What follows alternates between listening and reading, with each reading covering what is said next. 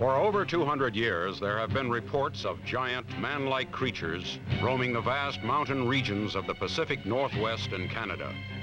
Hundreds of people have encountered these creatures the Indians call Sasquatch. In 1958, newspapers began to publish these stories in which the press called these creatures Bigfoot. And by the early 1960s, the first full-scale expeditions were underway. Bigfoot was attracting national attention and was now rapidly becoming the most intriguing mystery on the North American continent. The most significant find to date is the famous Roger Patterson film taken in 1967. Patterson searched for Sasquatch for years. On October 20th of 1967, near Bluff Creek in Northern California, he encountered the creature and took these 16-millimeter pictures. Scientists and photography experts have examined the individual frames of this film and have come to the conclusion that the film and the creature are authentic. The first pictures ever taken of a Sasquatch.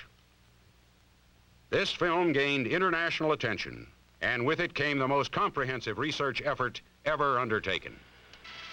Under the supervision of North American Wildlife Research Center, investigators began feeding data into computers. After months of computerized research on behavioral patterns, migratory movement, and eyewitness descriptions, the computer began answering the many questions surrounding these mysterious creatures. By programming information from hundreds of sightings, the computer drew us a picture of Bigfoot. It corresponded with the Patterson film. Researchers have believed that in some remote wilderness where man has never been, these creatures are living in complete solitude. The computers have now pinpointed this area, and here at North American Wildlife Research, we have organized and financed an expedition to search this unexplored area in hopes of capturing a Sasquatch.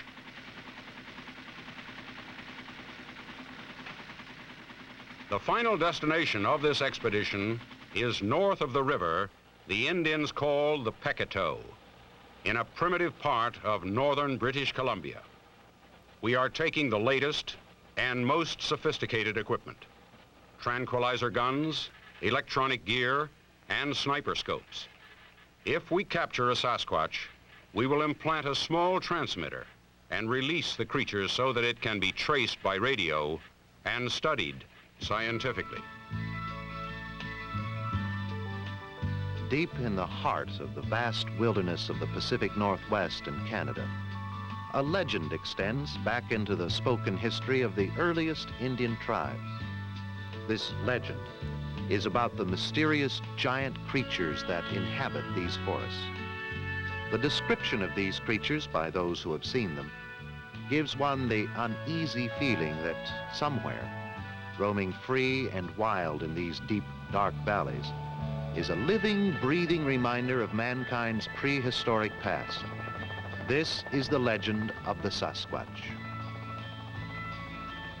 Today, this legend continues to be told in the Northwest by many responsible people who have reported sightings and encounters with Bigfoot. Because man has never been able to capture a Sasquatch, this creature has become the world's most intriguing mystery.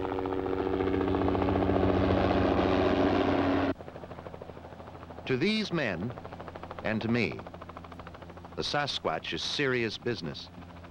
This is the beginning of one of the most extensive expeditions ever organized to search the rugged, uncharted country of British Columbia for Sasquatch.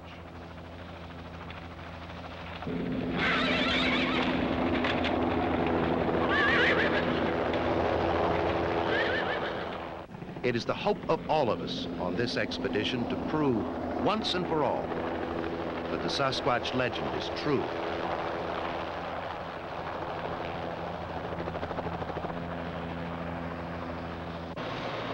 I'm Chuck Evans, the leader of this expedition.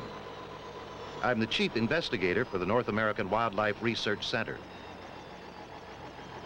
The man I'm talking to is one of the most distinguished anthropologists in the world, and my good friend, Dr. Paul Markham. He's done extensive research into the Bigfoot phenomena, and he's now one of the leading authorities on Sasquatch. He has helped plan and outfit this expedition, and he's organized this base camp. Coffee? We are now in the last phases of our preparations and hope to shove off sometime this morning. Hey! When did you get in? We got in yesterday. Had quite a trip over those mountains. Hank Parshall is an Idaho rancher and one of the country's leading experts on tracking dogs. Because of his keen interest in Sasquatch, he has volunteered his horses, dogs, and time for this expedition. Hank first heard of Sasquatch when he was a small boy, and throughout his life he's talked to many people who claim to have seen one. One of the most colorful characters of this expedition is Joshua Aloysius Bigsby. Josh has been a fixture around the Northwest since the turn of the century. He claims to be at least 80 years old, but no one knows for sure. Not even Josh himself. He's probably the last of the mountain men. He knows every trail in these mountains, and so does his faithful mule, Zeb.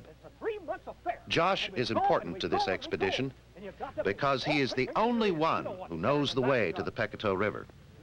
From there, Tekka Blackhawk will guide us. Mr. Evans, thank you. Your knowledge of the land beyond the Pecatow River is crucial. It's a relief to have you here. Well, it's a pleasure to be on this trip.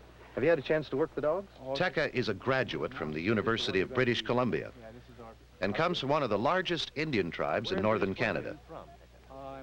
His Indian background and knowledge of the Sasquatch legends make him one of the most critical members of our expedition. And there's Barney Snipe. He's our camp cook. He's a crack shot with a rifle and an excellent woodsman.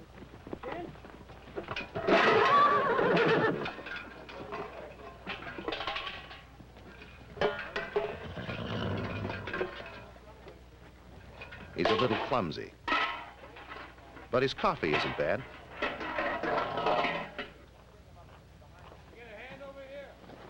I'm Chuck Evans.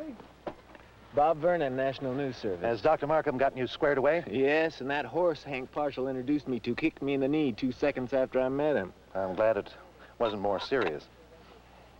They tell me that you don't see the point of this expedition. That's right. I don't believe in Bigfoot. I'm here because I'm good at my job and the pay's good enough to make it all seem practical, if not desirable.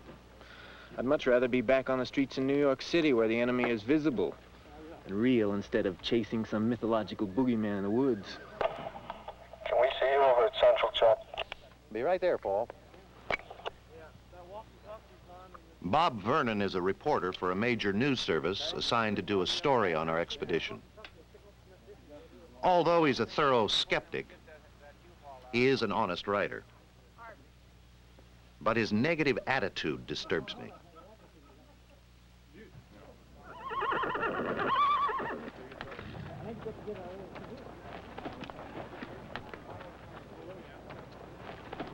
Hank, are you about ready? As soon as Dr. Markham finishes packing his last piece of equipment, I'll be ready. Good. I'll go see if I can give him a hand. In the meantime, go ahead and line them up.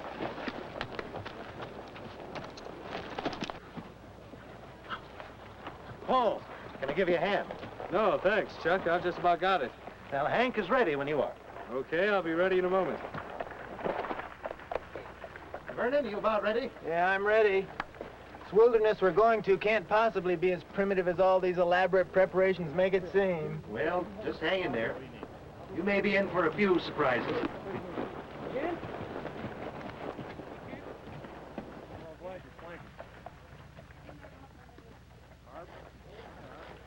Hey, Josh, move him out. Take it easy. Remember, we don't know this place as well as you do. By late morning, the pack train and animals were loaded, and we pulled out, with old Josh leading the way. We are taking the best in equipment and supplies.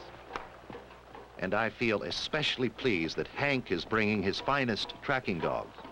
The dogs are German Shepherds, trained and selected specifically for this expedition. Unlike hounds, they track silent and will not bark or betray their presence until their quarry is cornered.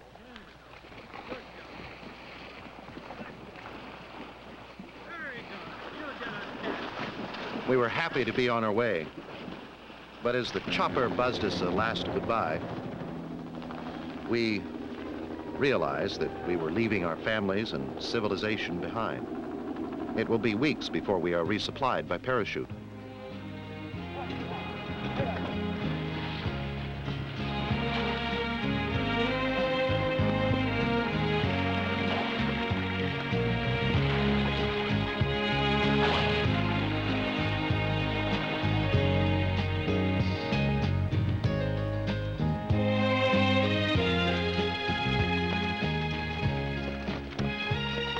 After the feverish activity of the last week, the first 2 or 3 days out into the wilderness seemed to welcome relief.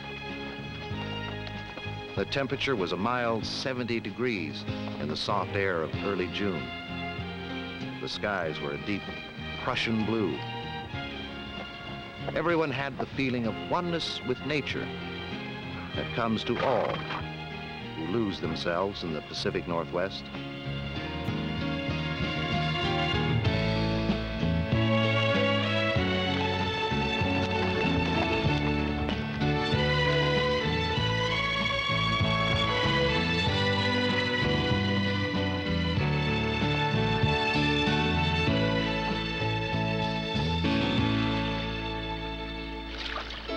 It was early summer in the high country, the best time of the year.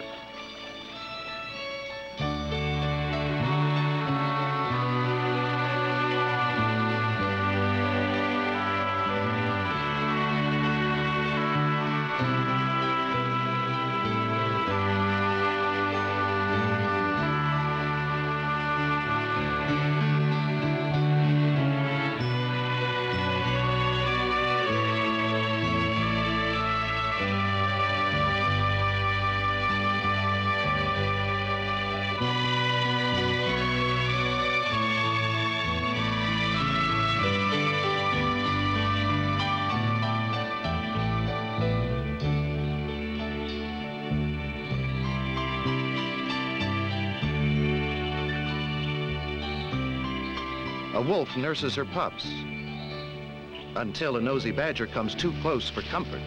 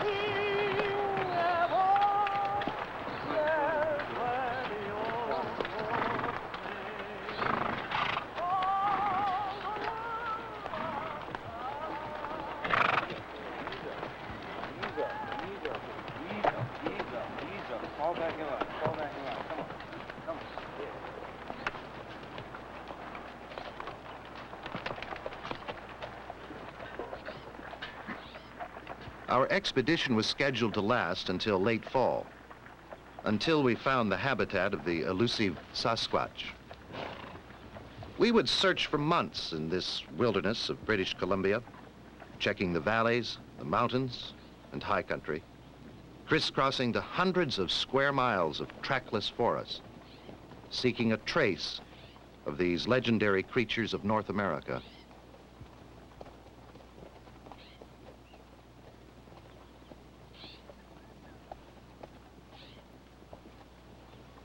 We rode through this beautiful land of mountains and valleys for the first weeks, camping each night by some mountain stream.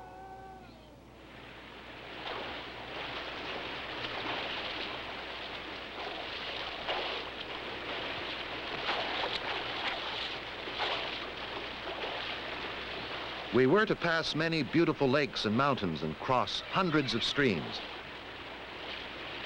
And later there would be a river to cross that none of us would ever forget.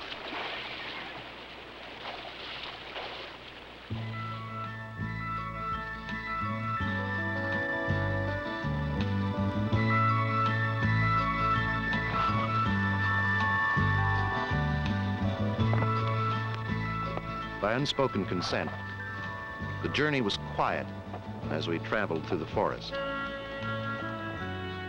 We did not want to advertise our presence, and it was quite an experience to watch the wildlife on every side as we plunged deeper and deeper into this primitive country.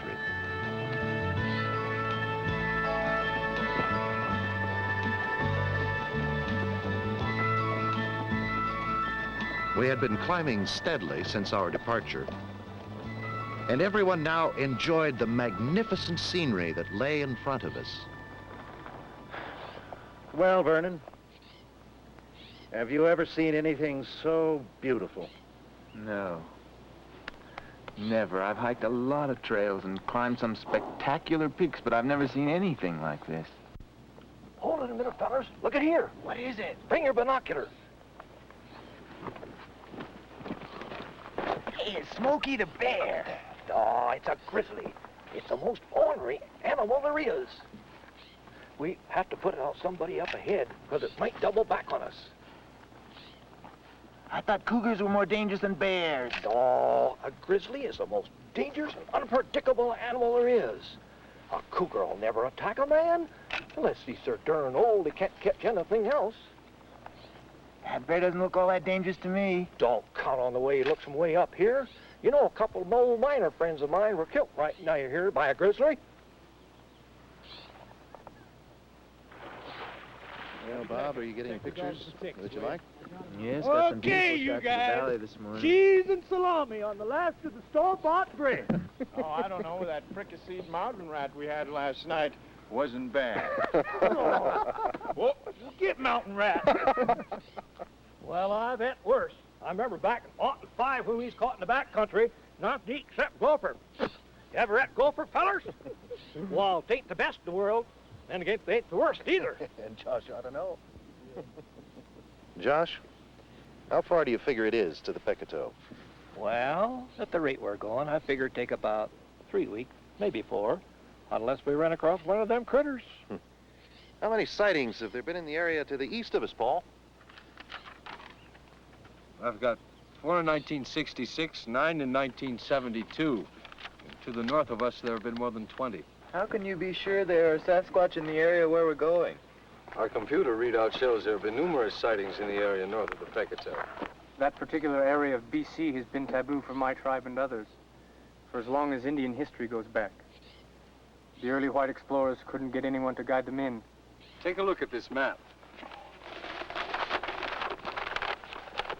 This area, it's all dense forest.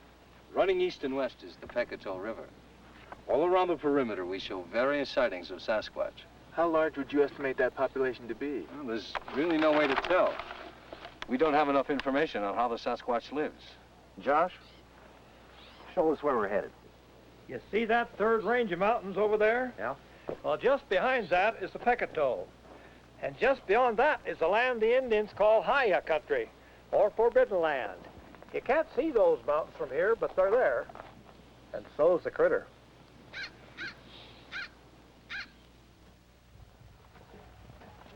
As we moved closer to the crest of the first range of mountains, we started to hit small patches of snow.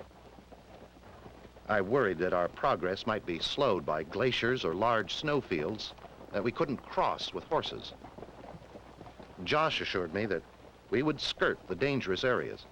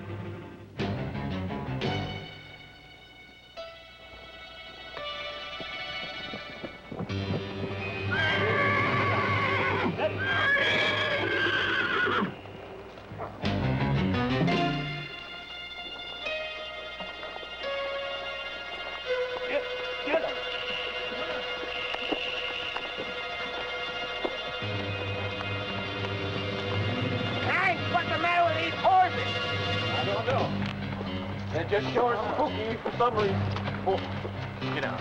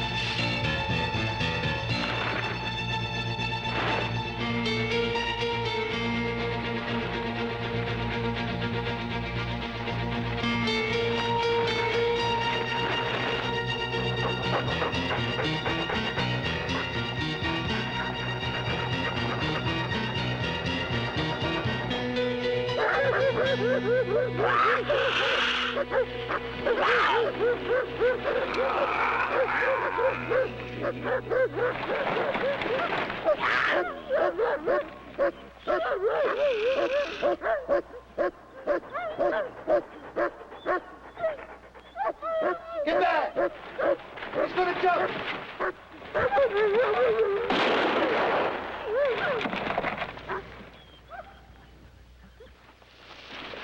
Good shot, Barney.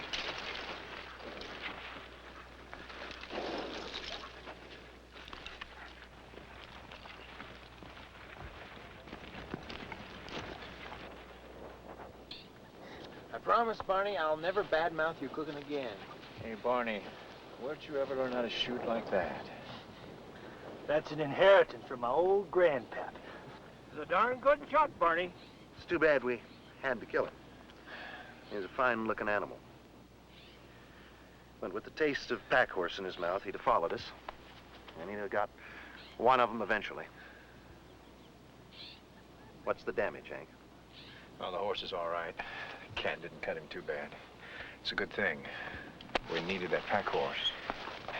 Well, we'll rest here for an hour. But we've got to be leaving. We've got to be to the next valley by tonight.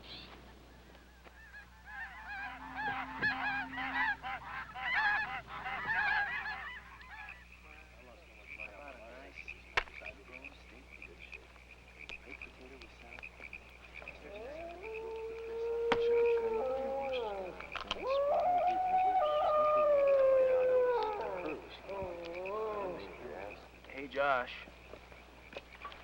You ever see a Sasquatch? No, not exactly. What do you mean, not exactly? Well, I've seen a heap of tracks. Some big ones, some little ones. I remember back in 1912 when we was traveling up the Columbia Riverway with a bunch of fellers doing a bit of hunting. We stopped to camp for the night. Well, during the night, something snuck into our camp and tore it all to shreds. Maybe it was a bear. Twarn't no bear. How do you know you didn't actually see it? Well, I seen the tracks the next morning. They's about 18 inches long.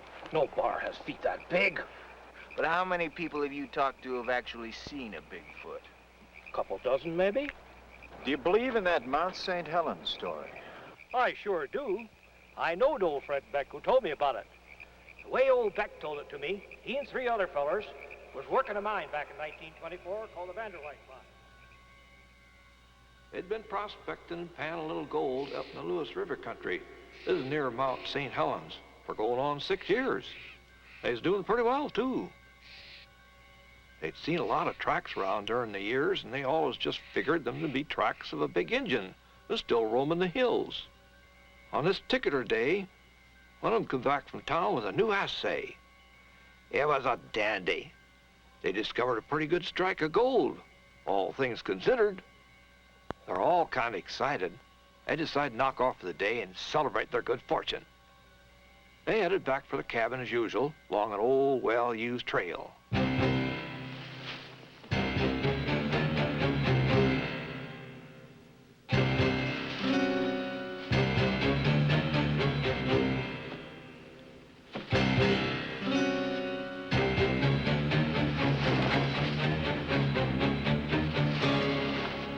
About midway up the trail, they began to hear the sounds of footsteps behind them, and off the sides, too.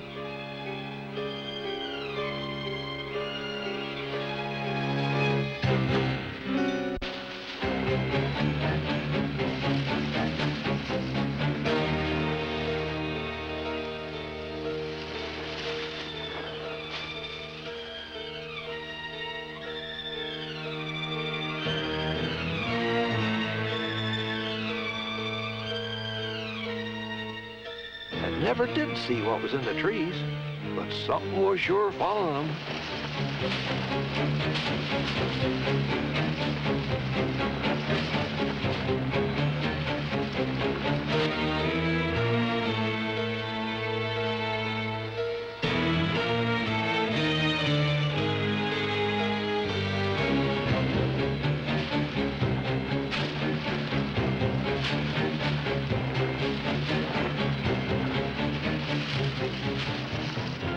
the time they got back to the cabin, they were pretty scared.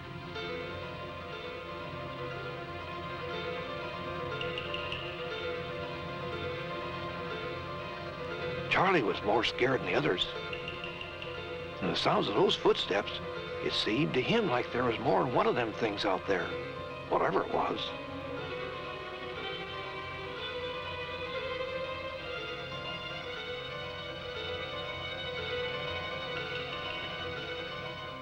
Well, they decided they'd eat a quick supper and go to bed.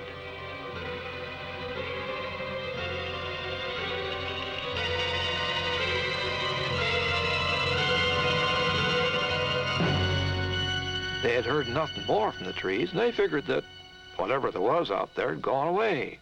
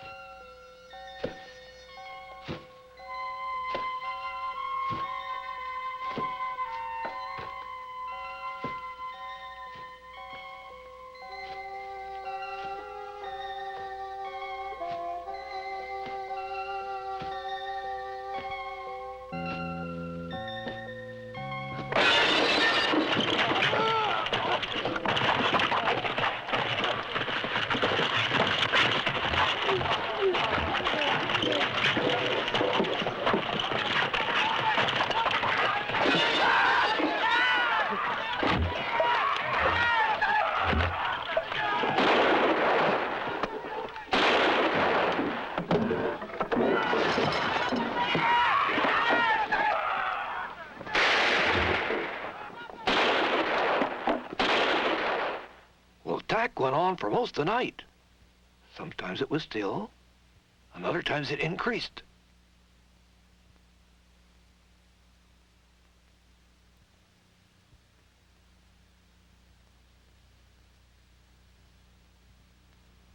The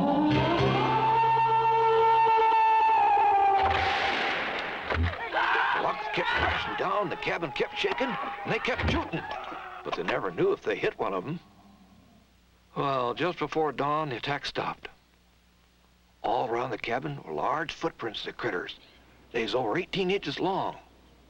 And there's a ton or two of rocks that had been thrown down from the ledge. Fred said the apes had did everything they could to get into the cabin. It was built too solid. To this day, that canyon is called Ape Canyon.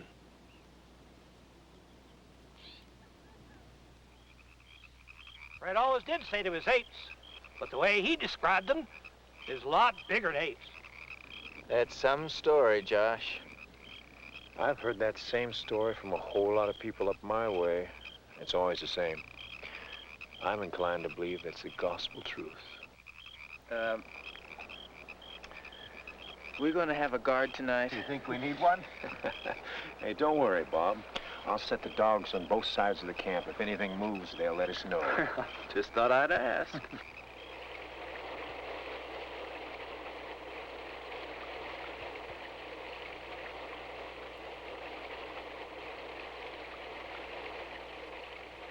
Each day on the trail brought a new experience. Hank noticed that Ochako seemed nervous.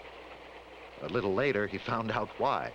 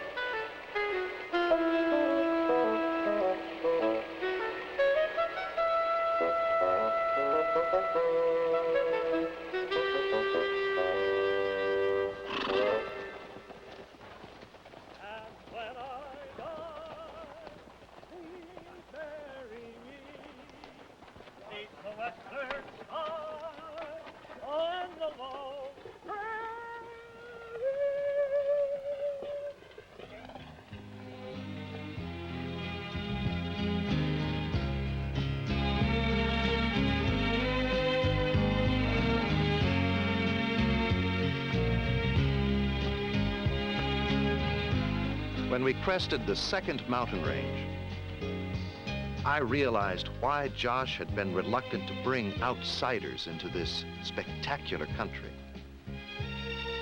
It was obvious that this was a wilderness seen by few men and untouched by any of them.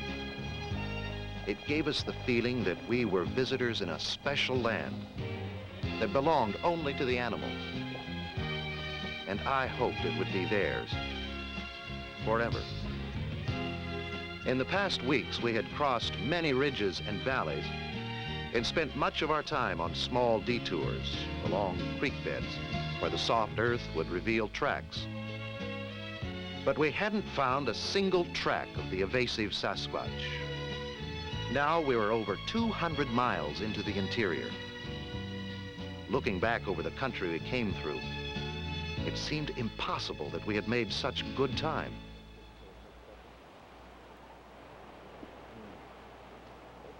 It was the 4th of July and we made camp early. The long, hard hours in the saddle made us appreciate any brief moment of relaxation we could find.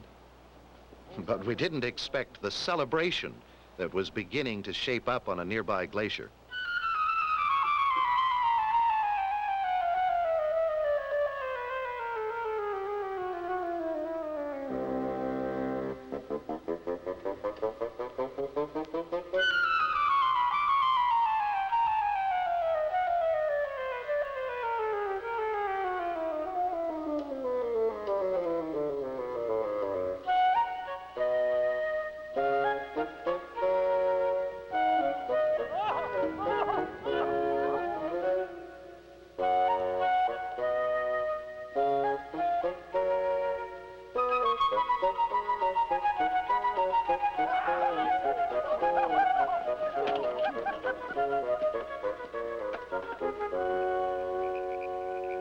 We had now crossed the last of the big mountains. From here on, it would be a long downhill ride into the canyons of the Pecatow. Josh estimated about a week to reach the river. But it had been many years since he had traveled this country, and I had the feeling that, well, that he was not certain about what might lie between us and the river.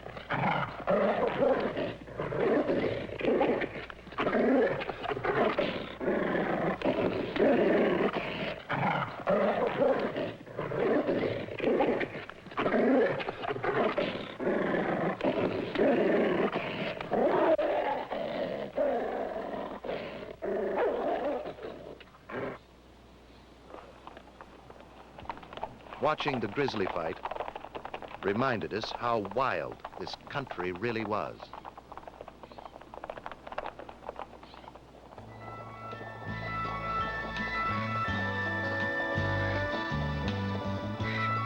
We followed the game trails whenever we could. Some days we made good speed. Other days we were slowed by heavy timber.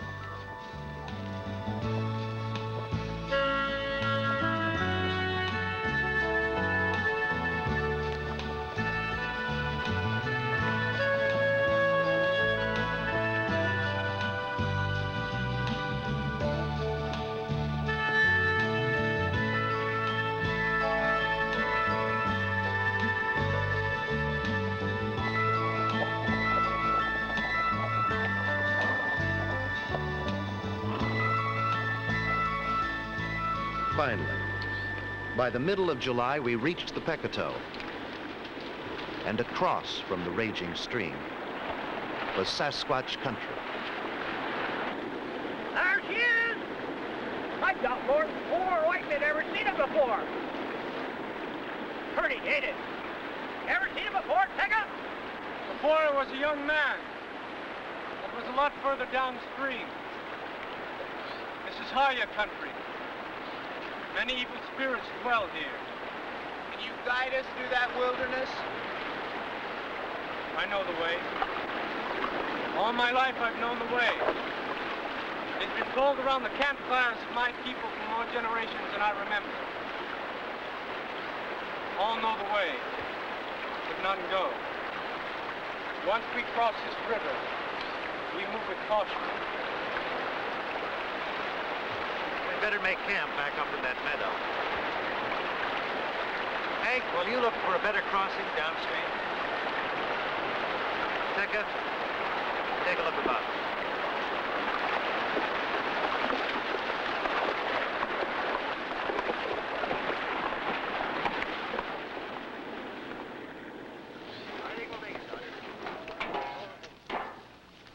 Here's the toilet paper, everybody, on this shelf.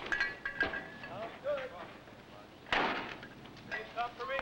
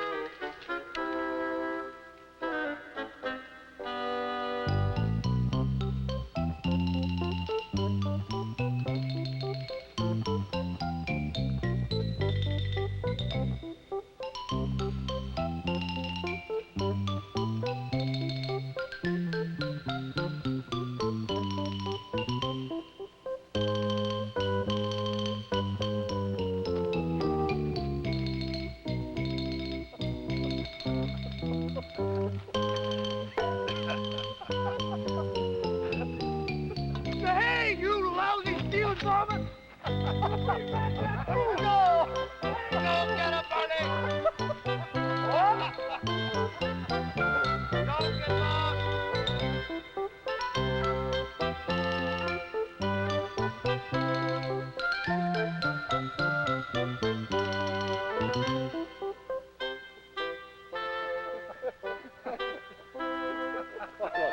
Pete's fine tonight!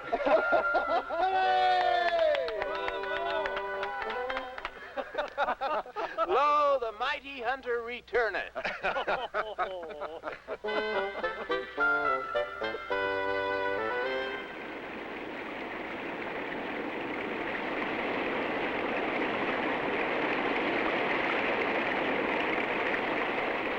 We searched the river for a better crossing site.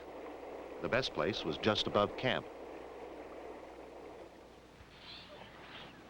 Tika, I know that you've never been across the Pecatow, but Is there anything at all in those Indian legends that might help us out? I'm afraid that these maps just don't cut it. Only that the land is more dense and rugged. My grandfather once told me the trees are taller and the meadowgrass higher. There'll be no trails at all to follow. I take it the going will be slow and we'll have a hard time getting the horses through the brush. Let me see that map, Chuck, my boy. Look at this. Here we are. Now, if you's a Sasquatch living in these here parts, wouldn't you rather live down here where these valleys come together, where there's plenty of water and a lot of food, yeah? Decker? Most of the legends speak of a valley with 3 arms. That may well be it. Well, then, that's the way we'll go. We'll cross the river in the morning. I'll have to cross here. It's a doggone treacherous waterfall just downstream. So we'd better get an early start. I'll ask Barney to rustle us up a cold breakfast.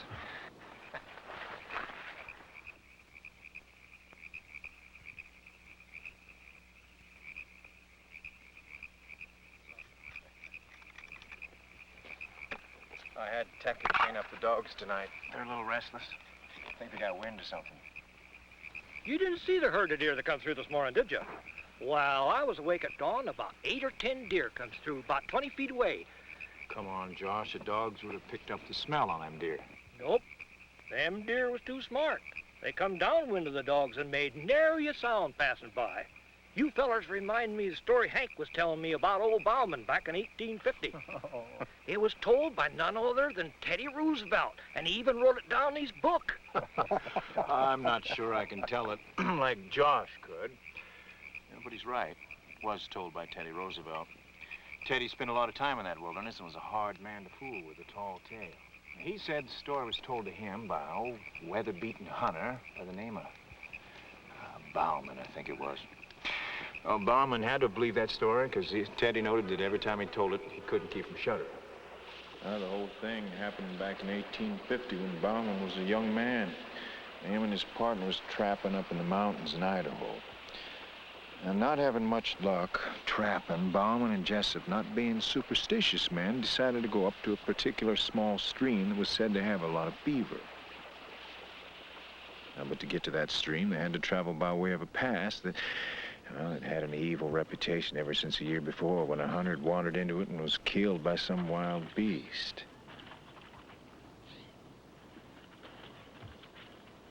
Well, Bauman and Jessup, calculating that they couldn't get the horses up the pass, traveled on foot till they reached a beaver swamp where they decided to camp for the night.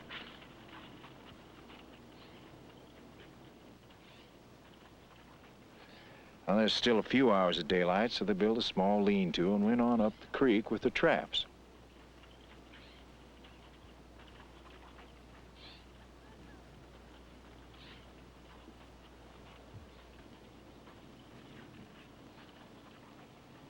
Setting the traps took a little longer than they thought, so they didn't get back to the camp till late in the evening.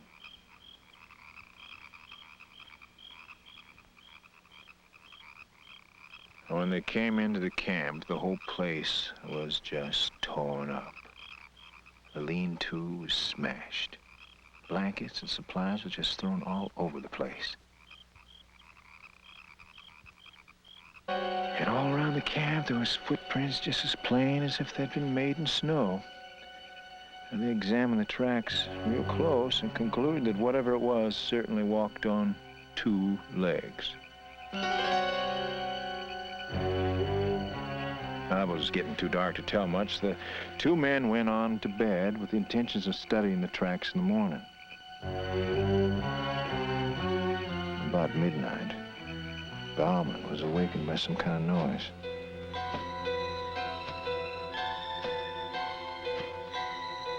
He saw a black shape come across the front of the lean-to. He grabbed his rifle and fired a shot at it. He could not see what it was. All he knew is that it was running fast. Well, after that, both of them sat by the fire the rest of the night, keeping a close watch on that doggone thing. Whatever it was, that thing came back and stood for an hour or so in the trees across the swamp. It made some god-awful sounds, but it didn't come near the camp. In the morning, they both decided to leave the valley just as soon as they could. So they spent the rest of the morning gathering their traps from the creek, and, well, you know something? Every trap was just plumb empty. And by noon, their fears of the past night just kind of dimmed. He even seemed a little bit foolish. So since there was only 3 traps left, Bauman volunteered together, and while Jessup went on into camp to pack up the gear for departure.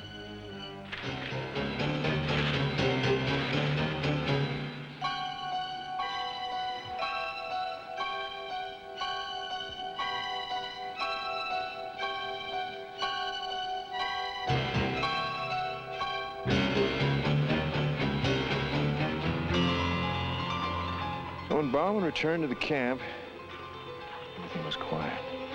He hollered for Jessup. There was no answer.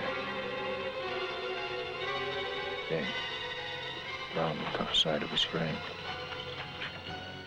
He was dead. His neck broke, just like it'd been nothing but a twig.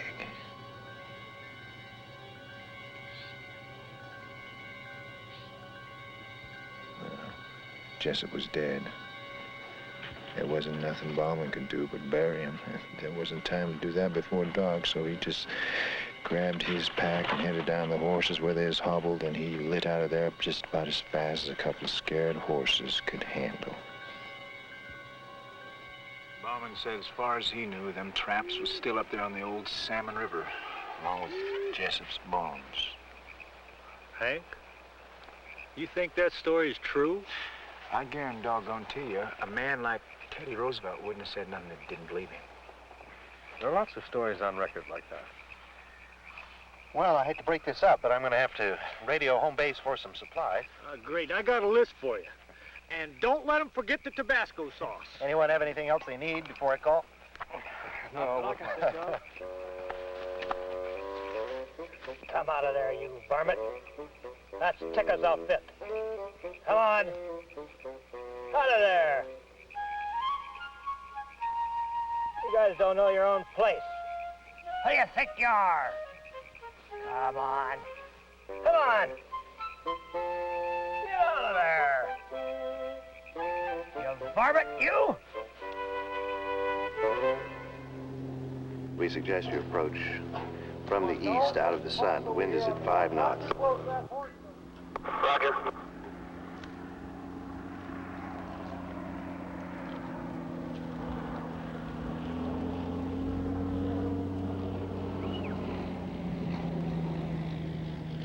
It was good to see the airplane. The arrival of fresh supplies and letters from home lent a nice feeling to the day. It was comforting to know that we had a direct link with civilization. And there it is, mail from home. Yes. We were now almost 300 miles into the interior. Just an hour and a half flight for the plane, but a good month's trek by horseback. Oh, my Tabasco sauce! Later that morning, we attempted the river crossing. It was just as tough as we had thought. The rapid flow of the water and the depth of the stream made it extremely hazardous. Hank started across with the pack horses.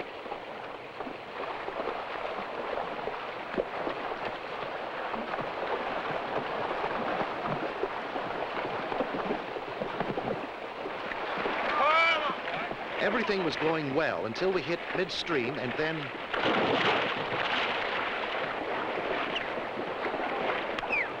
the river was sweeping horses and riders downstream.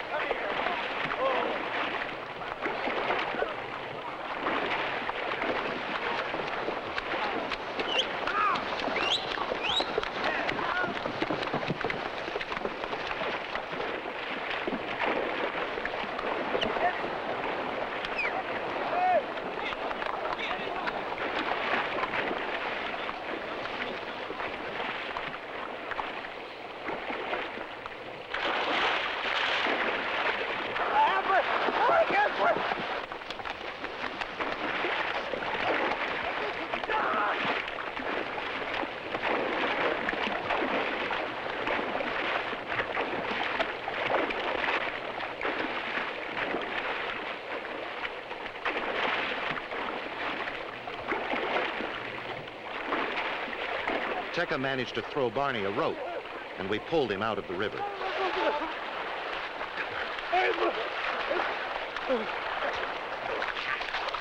He's in here.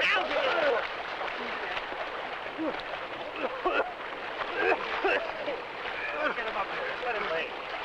Okay? Let him lay. All right? All right. How much water did you swallow, Barney? Did you get my hat?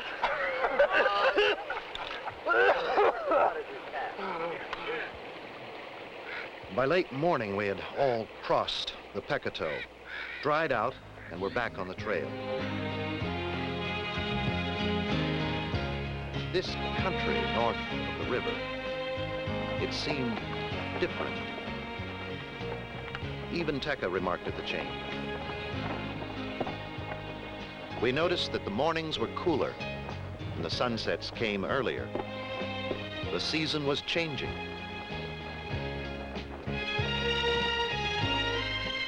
This country held a unique fascination for all of us. It was obviously virgin wilderness.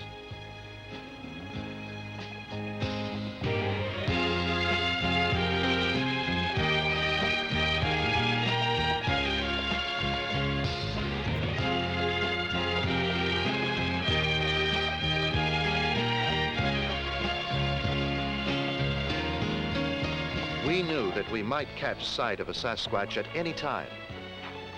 This knowledge would keep us on the alert from now on.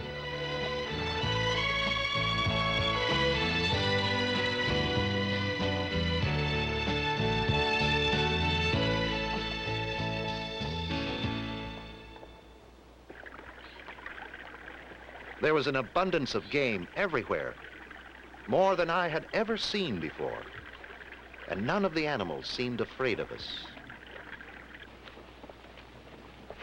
Perhaps we were the first men and horses they had ever seen. We continued to travel this way for weeks, looking, searching, and watching. We examined every stream bed, checked the soft earth in the meadows. Whenever we'd see a likely-looking meadow, we'd all spread out and look for tracks. When we crossed small streams, Hank would take the dogs and search until he was satisfied that there were no trails or tracks. Because research on Sasquatch has shown that part of their diet consists of plants, Paul Markham spent a lot of his time cataloging the different kinds of forest vegetation. During the whole trip, I never saw him for long without his ever-present notebook. That's powerful. Yes.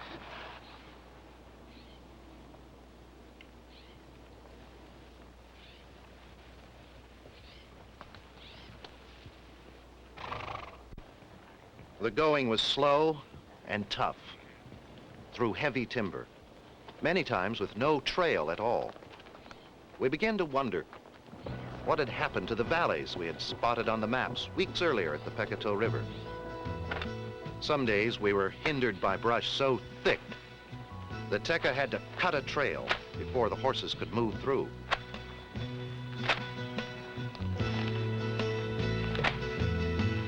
The fear of missing our destination was weighing heavily on us.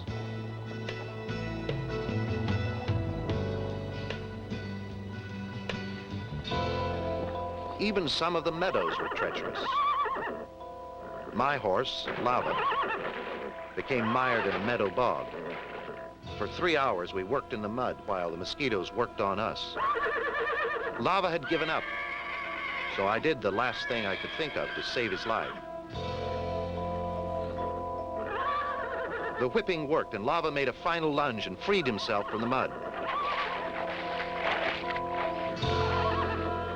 If we had lost him, we would have had to redistribute the equipment. And I wasn't looking forward to riding a pack horse. Strange things began to happen. Watch it!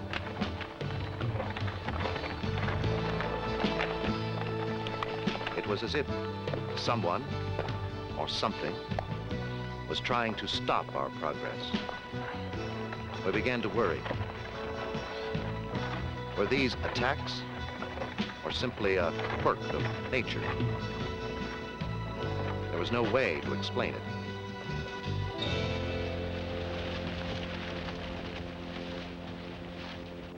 We were all feeling the strain of the long trip, and Bob Vernon was becoming more cantankerous as each day passed. The wilderness had not changed him as I had hoped. The horses are a little jumpy. I hobbled them instead of tying them up to a picket line. I think we need a guard. There's nothing to guard against around here except 300-pound mosquitoes. Well, then you ought to be able to hit one. Does that mean it's my turn? Vernon, that attitude of yours is going to get somebody killed.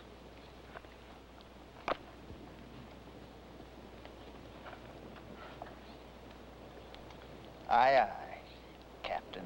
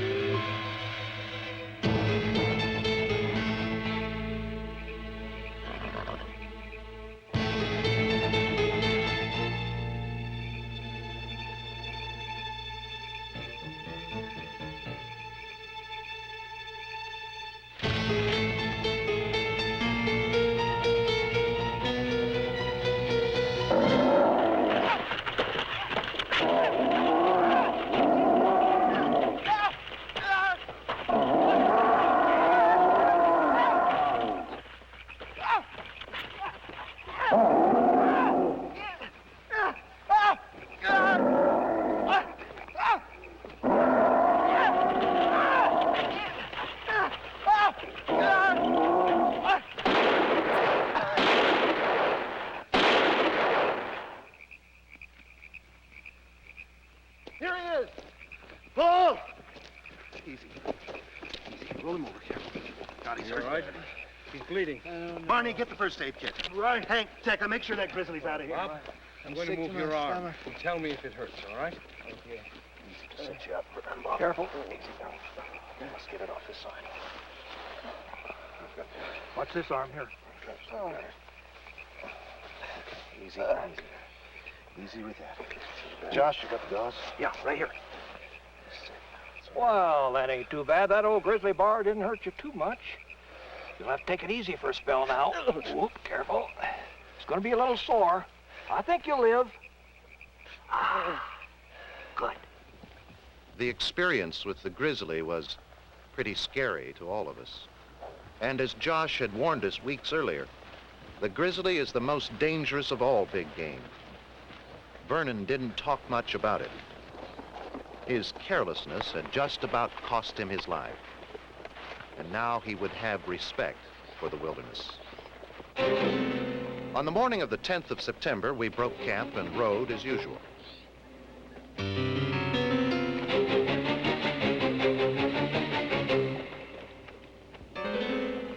By late morning, a new sensation seemed to engulf the expedition. An unknown presence of danger. It was a feeling of foreboding. The forest around us was vacant of life. The horses were also feeling it and were harder to handle. This uneasiness continued all day. That afternoon, we reached the first valley. After almost 3 months on the trail, we were now entering the area where the computers had told us a population of Sasquatch might exist. Would this be the place where we would find them? No modern expedition had ever encountered a Sasquatch except for Roger Patterson's. Perhaps our effort would be for nothing.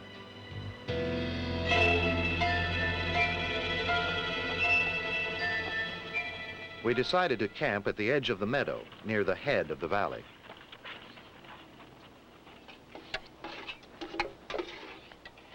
You want some more beans? No, thanks. Hey, Barney, we were talking about how to capture a Sasquatch this morning. Mm-hmm.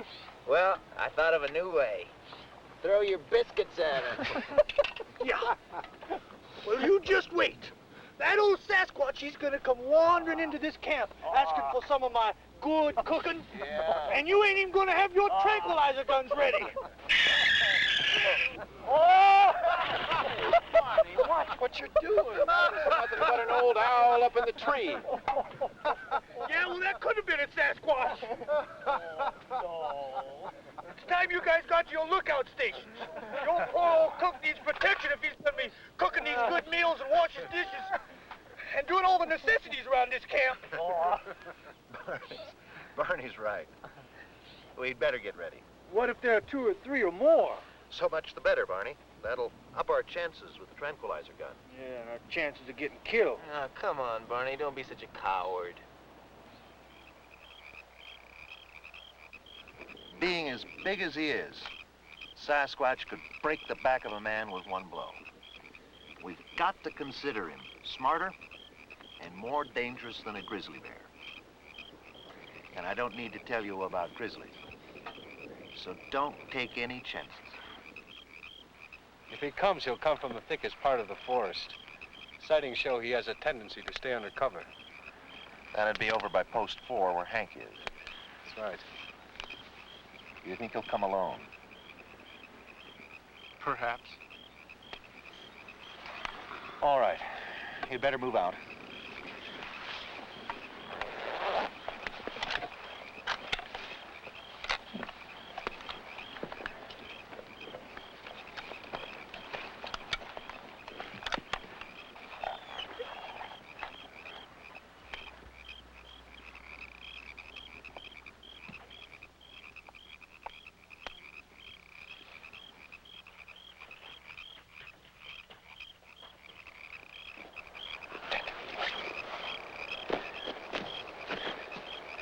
I can't seem to shake that eerie feeling that I've had all day. It's like something's been watching me. You won't. That feeling that you and I and all of us have is what the Indian legends speak of when Sasquatch is present in an area. This morning we entered the domain of Sasquatch.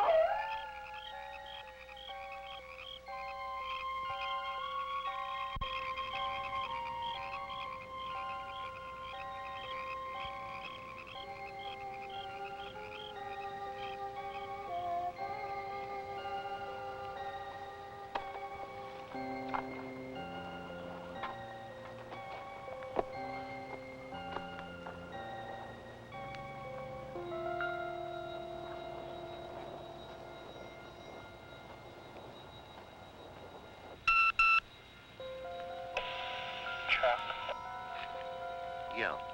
What is it? Something's approaching. Listen.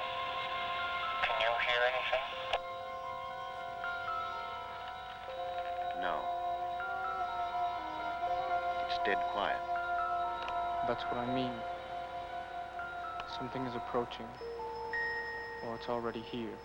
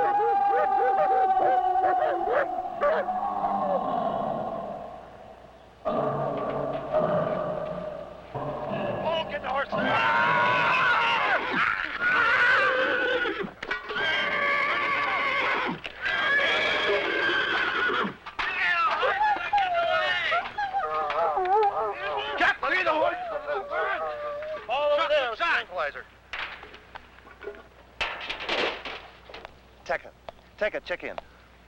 I checked the forest with a sniper scope. Couldn't see a thing. The Sasquatch was here all right. I caught his smell on the wind. It's sort of rotten smelling. Okay. Keep the channel open. Hank? Yeah, I'm okay. What the heck was that scream? It had to be a Sasquatch. Nothing else sounds like that. If he gets close enough, put a tranquilizer in him. Don't you worry. Josh? Josh? Josh, answer me!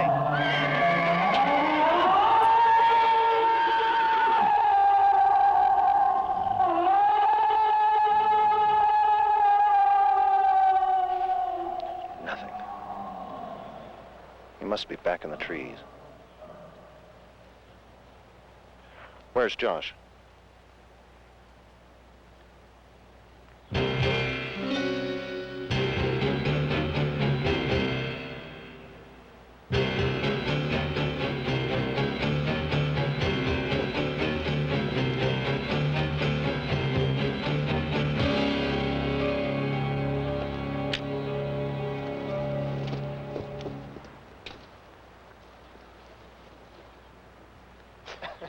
Josh, why didn't you answer?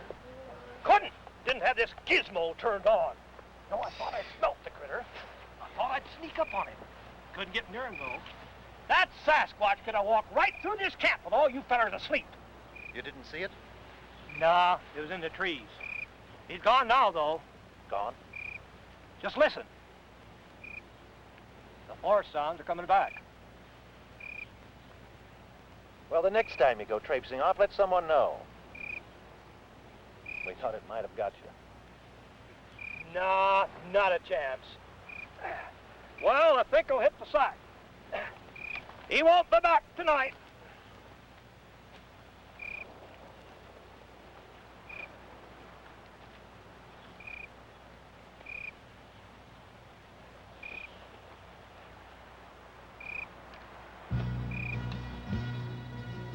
Most of us were rather tired and sleepy the next morning.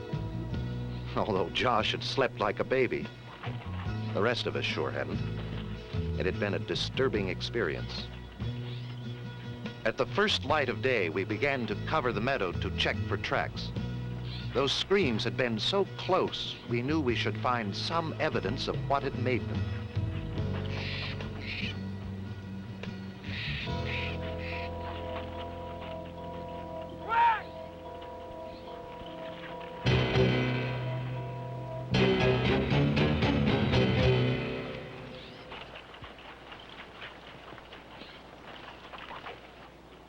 They're about 4 hours old. Made this morning, look. The edge of the print is still sharp.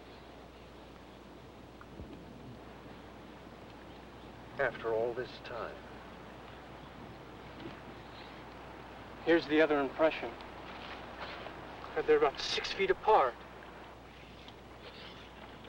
16 and a half. 8 and a half at the ball. An inch and a half deep. Estimate the creature to weigh somewhere between 800 and 900 pounds. He must have been standing right here, looking down on us last night. Here's another one.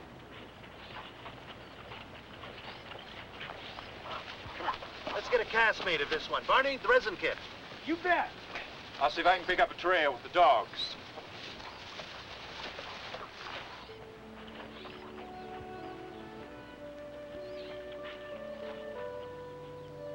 We made one cast of each foot. We were using the new resin materials, which took longer to dry than plaster of Paris, but this substance is practically indestructible. We had finally found our first Bigfoot tracks. And Paul was more excited than I had ever seen him. There was no doubt in his mind now that Sasquatch was a living, breathing creature. Hank and the dogs followed the trail which led out of the meadow, through some trees, and ended at the base of a steep rock cliff.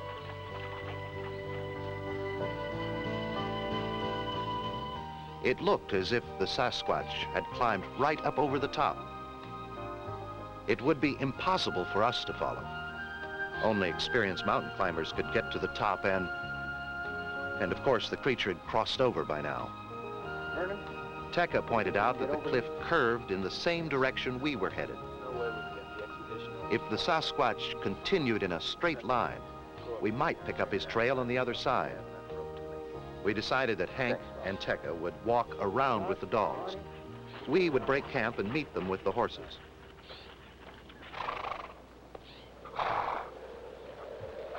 Late that afternoon, wind had covered the tracks with dust, and the first of the fall storms was approaching.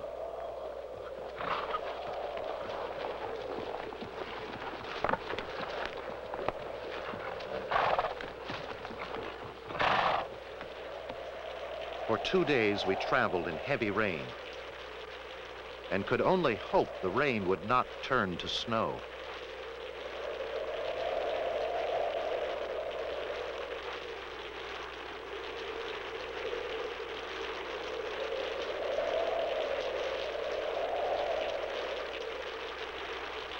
We stopped for lunch in the trees, but Tekka was never still.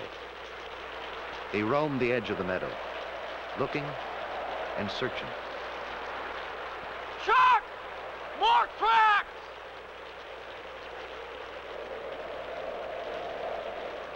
It's the same pattern. See the resemblance in the print? The ball of the foot has this big lump on the side. It's the same creature. How old is the track? 2, maybe 3 hours old, made this morning for sure. They're heading the same way we are. The dogs can take it from here once we're ready to go. We were back on the trail, and now there wasn't any question about the direction the creature was headed. If the Indian legends were correct, we were nearing the heart of Sasquatch country. The storm broke, and we were to enjoy a few warm days of Indian summer.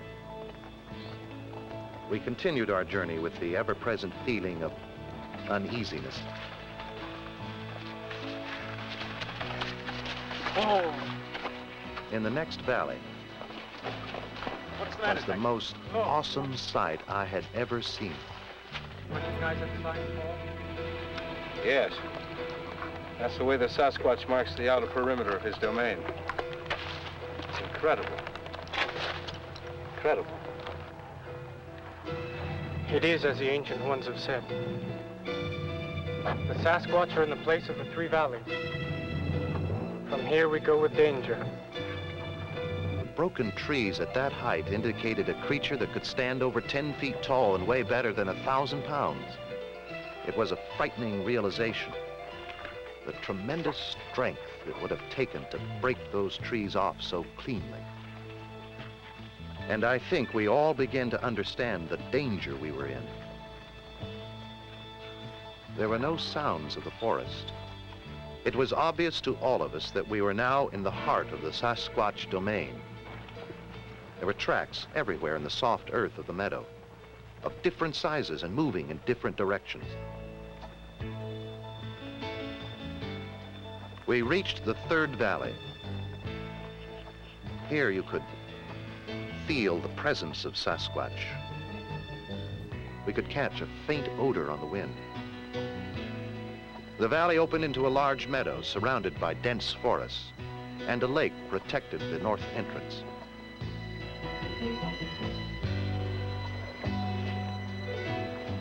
Tekka suggested we camp on a knoll above the meadow near the tree line. It was out of the swampy area, and we would have the lake on one side for protection. Now our chances for making a capture were better than ever. We had to be ready to take advantage of any opportunity. We set up camp and began rigging the electronic sensing device. It was developed by the research center as an alarm system to monitor creature movement in mountain country. Properly set, the console here at camp will tell us the location, speed, and direction of an approaching Sasquatch. While Josh and I strung the main wire from the console, Markham, Tekka, and Vernon began setting the perimeter wires on the other side of the lake. The inner perimeter was placed around the edge of the meadow. These wires are so fine, a Sasquatch will not know when he breaks one. The outer perimeter wire was placed 350 yards back in the trees, circling the meadow. These wires were attached to insulators 5 feet above the ground, high enough for normal animals to pass under, but low enough that a Sasquatch cannot avoid it. Using metal rods, we established gates throughout the perimeter so that when a section of wire is broken, we can pinpoint the creature's location on the console. There were 8 gates in each perimeter. Paul, will you check me out in this again? This is our outer perimeter. We've set it about 300 yards back into the trees. Corresponds with this amber row of lights. This is our inner perimeter. It's about 50 yards away from the end of the meadow. Corresponds to this white row of lights. Anytime he moves through any one of these gates, corresponding light will go on. If he moves into the inner perimeter, he should be close enough for one of our men to get a shot at. And if they miss, and he keeps on moving, we'll be ready for him right here. Exactly. We are using the most potent tranquilizer known. Markham recommended we load the darts with twice the amount normally used for grizzly bears. These guns have a range of 70 yards and will be equipped with sniper scopes. The late afternoon was spent testing the trip gates and checking the guns. By dusk, we were ready. We ate a quiet dinner.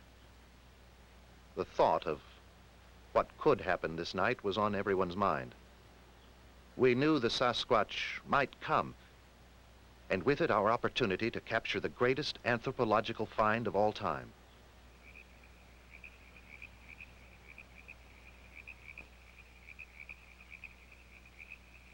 We wanted to make a capture, but if things got out of hand, we would have to protect ourselves.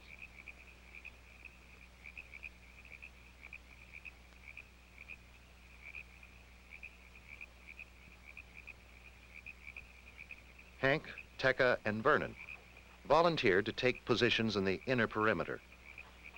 The rest of us stayed to protect the camp.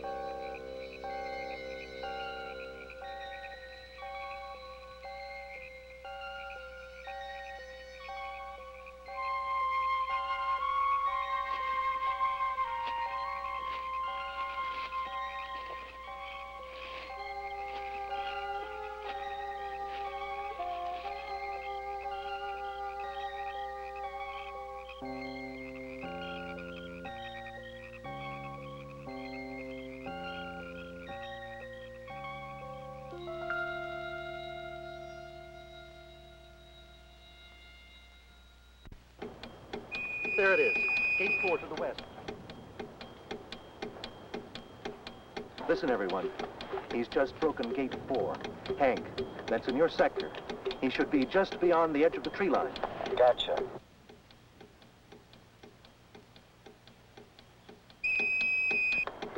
Hank, he's moving.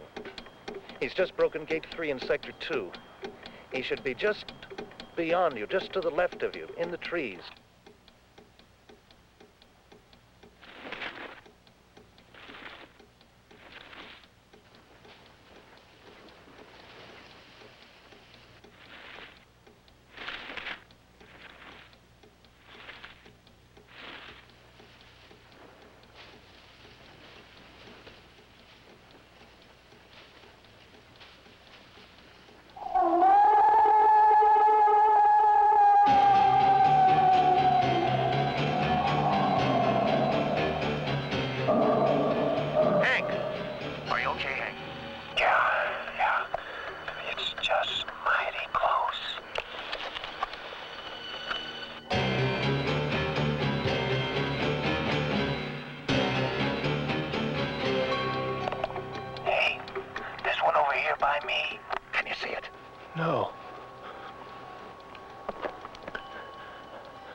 see a thing.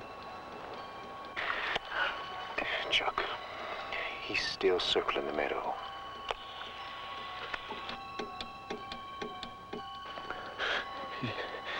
He's close.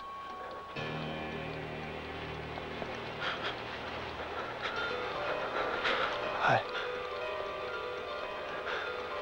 can hear him breathing. Heads up. The creature's changed directions. He's moving in a semicircle towards the other end of the meadow.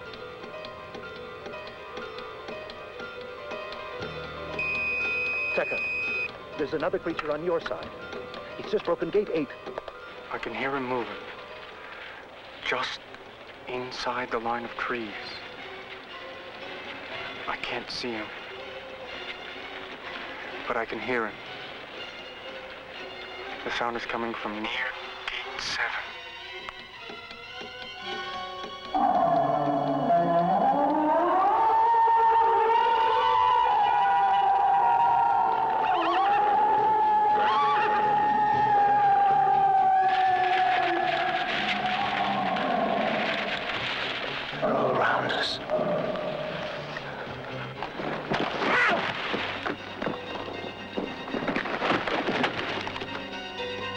Vernon! Vernon! There's one in the camp!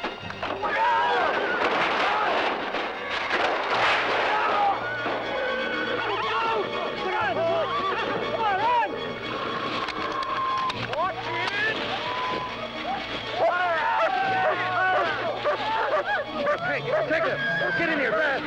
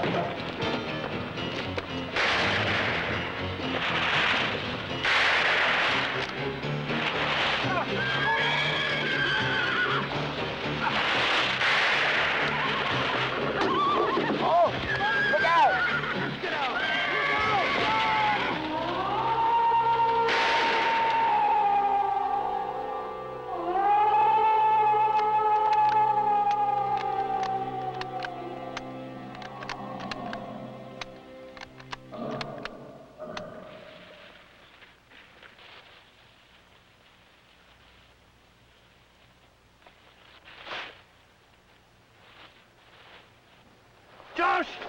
Get the light!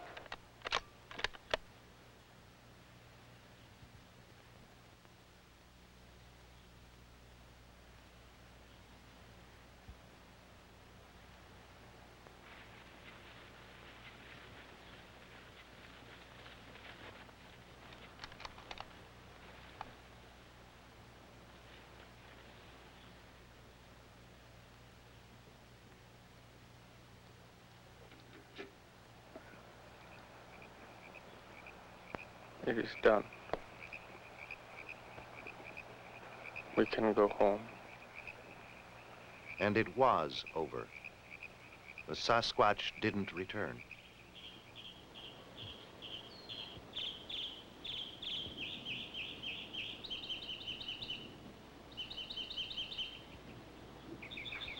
Our camp and equipment was smashed and ruined.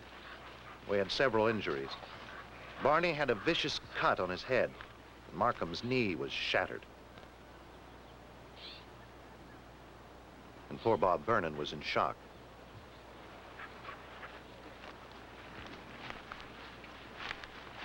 Could you pick up their trail? Yeah. Wasn't hard. Tinker was right. They done took on out of this area. There's a whole lot of tracks leading off to the west. They seem to be moving real fast. We'll never catch him now. It looks like we're finished here.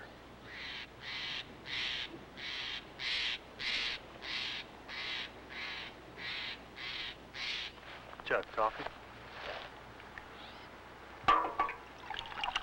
As soon as we get this mess packed up, we'll move out.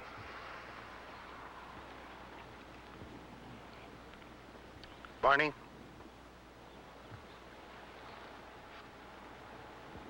A good cup of coffee. Our equipment was completely destroyed. With the injuries and the fact that winter was approaching, it was imperative that we head back. As we leave the valleys of the Sasquatch, the questions still remain. Are they a unique type of being, neither human nor animal? And how have they managed to exist until now, hidden from the view of man, deep in this wilderness of North America? We had found the habitat of the Sasquatch. Our efforts will provide volumes of information to stimulate preparations for more extensive expeditions. And next spring, when the snows begin to melt in the high country and the Sasquatch return, we might be here too, in the forbidden valleys of the Bigfoot, tracking and studying mankind's greatest mystery. High in the mountains, there lives a legend few people have seen. High in the mountains, strong as the river, proud as the eagle that flies in the sky. High in the mountains, roams through the valleys, but makes the high mountain his home. There in God's country, he just wants to be left alone.